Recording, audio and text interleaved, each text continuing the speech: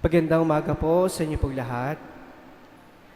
Mga kapatid, kapag pinag-uusapan po natin ang pag-akyat ng ating Inang Maria sa langit, napakadaling isipin po na ito'y tungkol lamang kay Maria.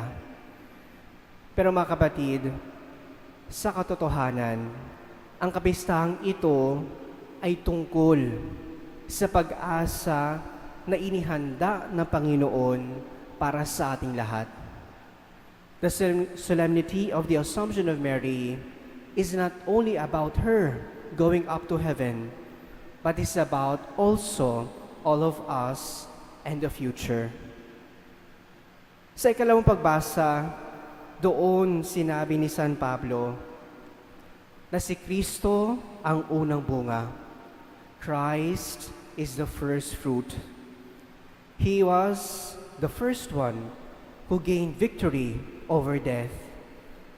At dahil si Kristo ay muling nabuhay, ang mga kasama niya, ang mga nakikibahagi sa kanyang tagumpay, ay kasama din. And Mary, being assumed into heaven, is the fruit of this victory of Christ. Kung ano ang ipinangako kay Kristo, ipinangako ng Diyos kay Maria, ay ipinapangako din sa buong simbahan. At yun, mga kapatid, ang natupad kay Inang Maria.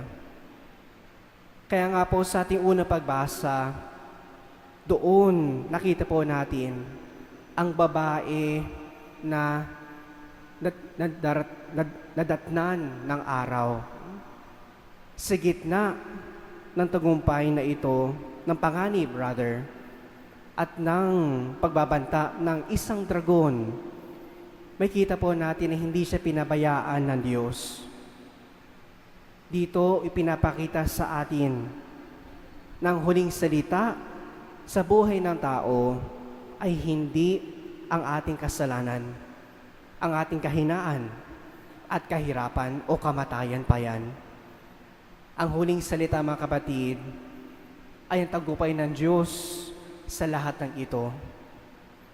There is victory over death that is given to us in our first reading.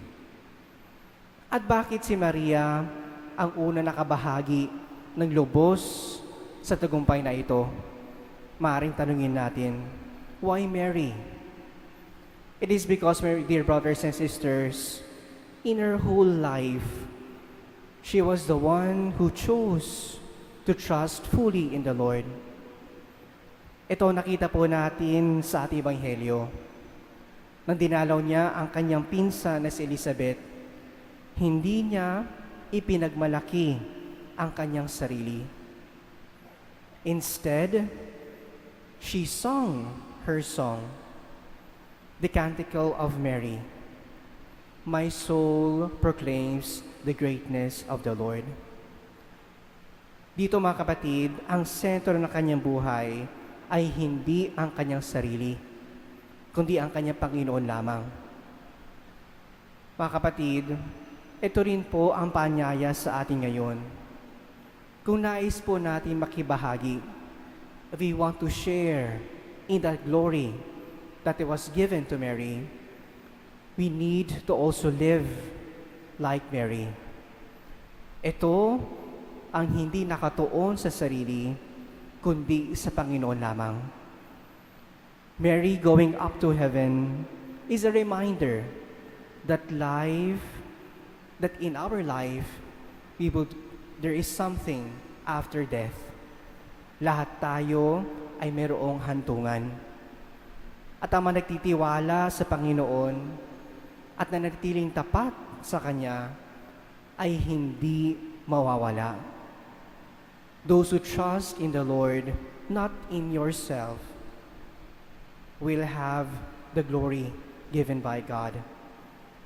Tulad ni Maria, tayo rin ay inaakay ng Diyos patungo sa isang kaganapan ng buhay at isang kaluwalhatian na kasama niya magpakailanman. Amen.